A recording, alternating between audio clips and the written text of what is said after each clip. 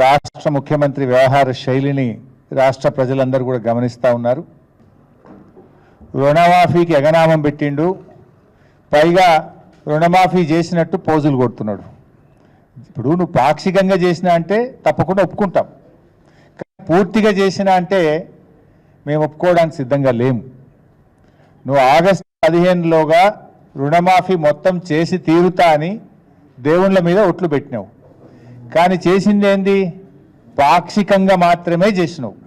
నేను పాక్షికంగా చేసిన తప్పయింది అని క్షమాపణ అడుగు, లేదు నీకు నిజాయితీ ఉంటే రాజీనామా చేయి.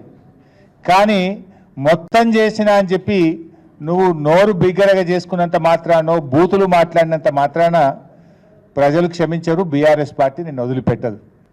అసెంబ్లీ ఎన్నికల సమయంలో డిసెంబర్ 9వ తేదీనే సోనియా గాంధీ గారి జన్మదినం రోజు రాష్ట్రంలో 2 లక్షల రుణమాఫీని మొదటి సంతకంతో చేస్తామని ఆ రోజు అసెంబ్లీ ఎన్నికలప్పుడు ఉదరగొట్టిండ్రు. ఆ రోజు చెప్పిందేమో 40,000 కోట్ల రూపాయలు, డిసెంబర్ 9 అని మాట తప్పిండు. తర్వాత పార్లమెంట్ ఎన్నికలు వచ్చినాయి, వట్టిగా చెప్తే ప్రజలు నమ్మటట్లేరని చెప్పి కనిపించిన దేవుని మీదల్లా ఒట్లు పెట్టిండు. ఆ రోజు 31,000 కోట్లు అని చెప్పిండు. 15 ఆగస్టు కల్లా రాష్ట్రంలో రైతులు అందరినీ రుణ విముక్తుల్ని చేస్తా, ఈ రాష్ట్రంలో అప్పులకు రైతులకు ఉండనే ఉండవు, రుణగ్రహీతలుగా ఉన్న రైతులన్నీ కూడా నేను అప్పు కట్టి వాళ్ళందరినీ రుణ విముక్తులు చేస్తా అని చెప్పి మరి ఆ రోజు ఉపన్యాసాలు చెప్పిండు. మరి మొన్న 15 ఆగస్టు నాడు ముఖ్యమంత్రి గారు ఖమ్మం జిల్లాలో మాట్లాడుతూ రుణమాఫీ అయిపోయిందని ప్రకటించిండు. సరే నిజంగానే చేసిండేమో లెక్కలు చూసినాం. లెక్కలు చూస్తే ఆయన చేసింది 17,000 కోట్లు 22 లక్షల మంది రైతులకు మాత్రమే చేసిండ్రు. అసెంబ్లీ ఎన్నికలప్పుడు ఏం చెప్పిండ్రు? 40,000 కోట్లు అని చెప్పిండ్రు. ఇప్పుడు తీరా చేసింది 17,000 కోట్లు, అంటే 23,000 కోట్లు కోత పెట్టిండ్రు. ఇచ్చింది తక్కువ, కోత పెట్టింది ఎక్కువ.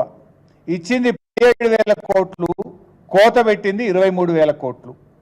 పార్లమెంట్ ఎన్నికలప్పుడు ఏం చెప్పిండు? పోనీ ముఖ్యమంత్రి స్వయంగా చెప్పిండు, పార్లమెంట్ ఎన్నికల్లో చెప్పిండు, క్యాబినెట్ అయిపోయిన తర్వాత క్యాబినెట్ మీటింగ్ తదనంతరం ముఖ్యమంత్రి చెప్పిండు రాష్ట్రంలో 31,000 కోట్లు రుణమాఫీ చేయవలసి ఉందని, 47 లక్షల మంది రైతులకు చేస్తామని స్వయంగా ముఖ్యమంత్రి చెప్పిండు.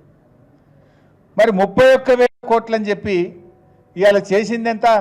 17,000 కోట్లు, అంటే 14,000 కోట్లు కోత పెట్టిండు. 14,000 కోట్లు కోత పెట్టి రుణమాఫీ అయిపోయిందని మాట్లాడతాడు. నీది నోరా మోరా? 18,000 కోట్లు చేసిన అంటాడు. మరి 31,000 కోట్లు అని చెప్పిన నువ్వు 18,000 కోట్లు చేస్తే మరి రుణమాఫీ సంపూర్ణంగా అయినట్టా కానట్టా? ఏ రకంగా ఇది సంపూర్ణంగా అయినట్టు?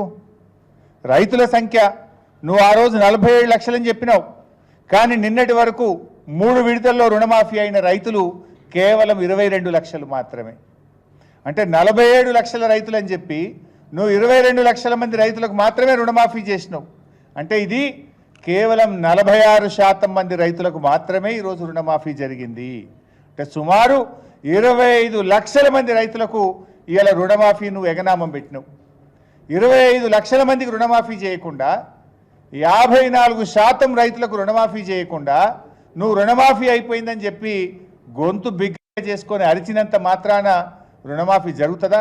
54% మంది రైతులకు రుణమాఫీ కాలేదు. ఇవి నేను చెప్పిన లెక్కలు కాదు, స్వయంగా క్యాబినెట్ నిర్ణయాలు. క్యాబినెట్ అయిన తర్వాత ముఖ్యమంత్రి చెప్పిండు